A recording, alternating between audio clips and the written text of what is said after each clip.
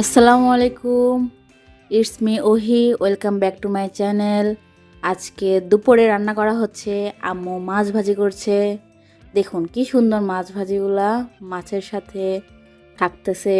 Menu ছিল মাছ ভাজি, পালং শাক দিয়ে ডাল, লতি দিয়ে চিংড়ি মাছ, কালো জিরা ভর্তা, সাথে তো একটা বোম্বাই মরিচ থাকাই দরকার।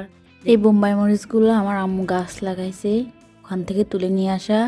মাশাল্লাহ অনেকগুলো মরিচ খেয়েছি, এখান থেকে একটা নিয়ে এসে আমি খেতে বসছি। এনজয় করুন আমার সাথে। ফার্স্টে কালো জিরা ভর্তা নিলাম, একটু মাখিয়ে নিলাম। কালো জিরা ভর্তাটা দারুণ স্বাদের ছিল।